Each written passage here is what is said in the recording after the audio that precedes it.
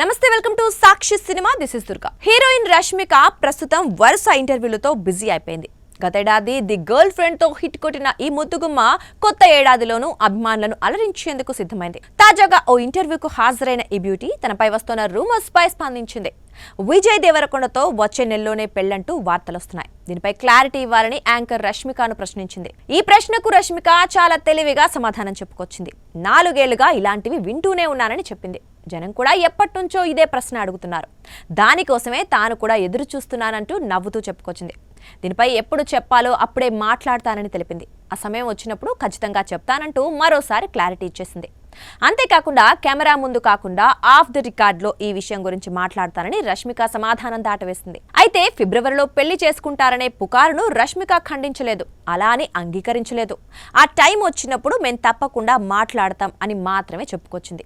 ఇక్కడ ఆమె మేం అనే పద ప్రయోగం చేసింది. ఓవైపు వీళ్ళిద్దరి పెళ్లిపై కథనాలు మాత్రం వస్తూనే ఉన్నాయి. రీసెంట్ గా ఇద్దరు ముంబై వెళ్లి పెళ్లి దుస్తుల కోసం కొంతమంది డిజైనర్లను కలిశారనే ప్రచారం నడుస్తోంది. అంతేకాదు వీరి పెళ్లికి బెంగళూరు నుంచి గులాబీల ఆర్డర్ కూడా వెళ్ళింది. ఫ్లవర్ కౌన్సిల్ ఆఫ్ ఇండియా అధ్యక్షుడు శ్రీకాంత్ బొల్లేపల్లి ఈ విషయాన్ని బయటపెట్టారు. ఈ ఏడాది రష్మిక విజయ్ దేవరకొండ పెళ్లికి డచ్ గులాబీల్ని పంపించబోతున్నట్లు ఆయన ప్రకటించాడు. ఓవైపు ఇంత జరుగుతూ ఉంటే రష్మిక మాత్రం సందర్భం వచ్చినప్పుడు మాట్లాడతాం అంటూ మరోసారి తప్పించుకుంది. సాక్షి టీవీ ప్రసారాలను నిలిపివేయడం చట్టరీత్యా నేరం. సాక్షి టీవీ ప్రసారాల కోసం మీ స్థానిక కేబుల్ ఆపరేటర్ని వెంటనే సంప్రదించండి. డిటిహెచ్లో, ఇంటర్నెట్లో కూడా సాక్షి టీవీ ప్రసారాలను వీక్షించవచ్చు.